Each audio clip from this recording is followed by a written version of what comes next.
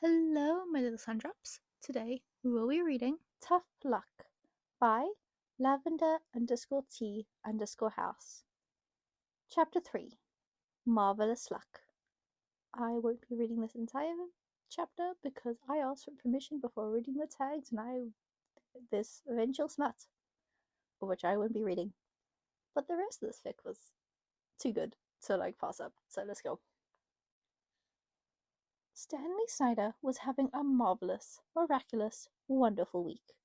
He dared to say everything surrounding him as of late had been perfect, just peachy.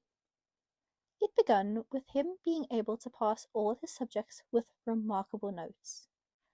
Then it continued with him receiving an email with a working proposition at the military. He was going to ignore it was probably due to his mother's reputation as a renowned pilot. And finally, all of his luck spiraled with Xeno confessing to him, indirectly, but still. In that single moment, Stanley swore he almost thought he was dreaming, because certainly someone as smart, as gorgeous, and as interesting as Xeno couldn't be the one to confess first. He hadn't been dreaming, it had been real, and he definitely was going back to that temple where he had prayed and paid for good luck in love. Perhaps he would even pay for another lucky charm to seal the deal. Preferably, Stanley would like to see those black eyes of Xeno's every morning for the rest of his life. He could almost hear the wedding bells. Would asking for his hand in marriage be too soon?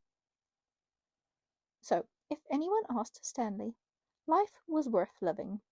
All diseases had been cured, and the world was healing. He was even considering to stop smoking.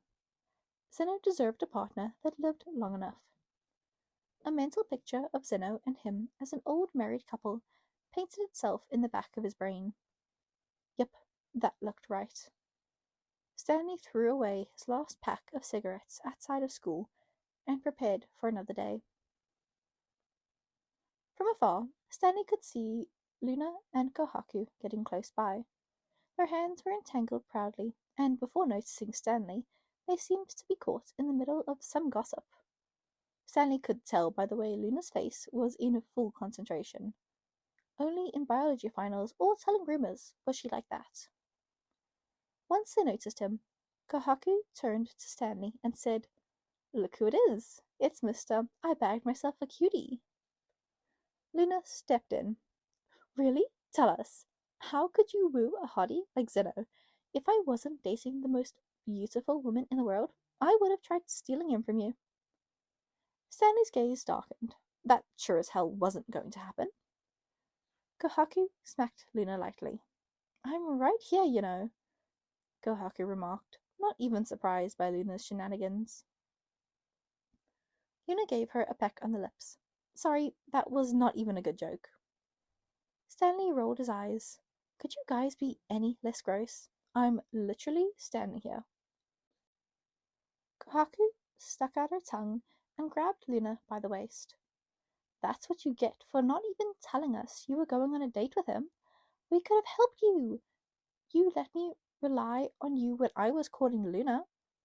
"Technically, I did all the courting," Luna interjected. "My point here is that you could have talked with us. Why didn't you?" Kohaku asked, exasperated. "It happened so quickly. Also, I might need some help right now." Stanley exhaled. "How much time is it considered proper to wait before doing the horizontal tango, if you catch my drift?" he asked, very lowly, hoping no one could hear him. Kohaku chuckled a little. "I'm begging you, don't call it that. Sword fighting sounds way funnier." I forgot who I'm talking to. "Luna, any advice?" Stanley directed his face towards the other girl.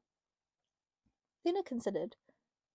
"Kohaku and me got busy after just 1 week, though I think that might be a sapphic thing and not normal, by the way, so we're not the best examples." "I think it was pretty normal," Kohaku defended. "Then, if you wait too much, you're never going to do it. Have you thought about what exactly you want to do with him?"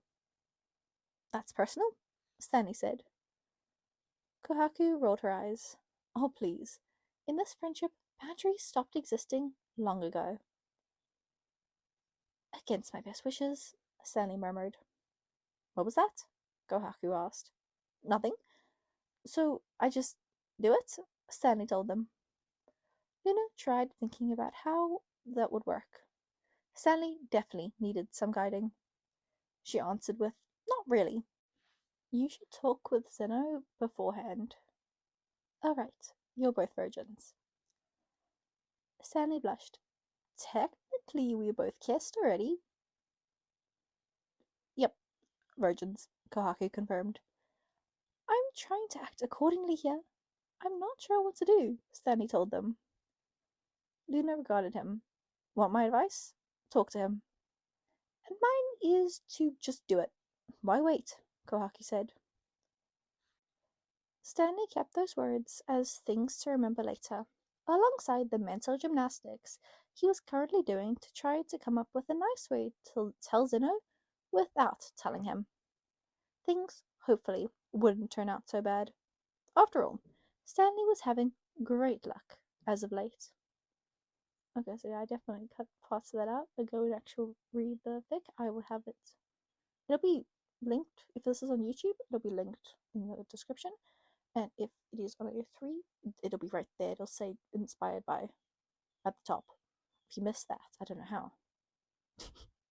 Anyway, this is so silly. There was so many parts of it where I was just like trying to cut it. I had to cut out. I had to redo the parts with Stanley's bomb so many times because I just kept laughing. And like I had to have a neutral tone for the actual narration, but I was just laughing so much about it. That was great. I love this. Anyway, hope you enjoyed. Of course, go send the original author kudos because, come on, they wrote this. If you want to go actually read the smut of the rest of chapter 3, because I cut this all really early, I'm not reading that. I'm sorry. That's on me. I should have read the tags, but I didn't. I just saw something silly and I was like, yeah, that looks fun. Oh, shoot. Anyway, I hope you guys enjoyed. Tell me what you thought about it in the comments. Tell me what you would like to see next, and I will see you in the next one. Bye bye.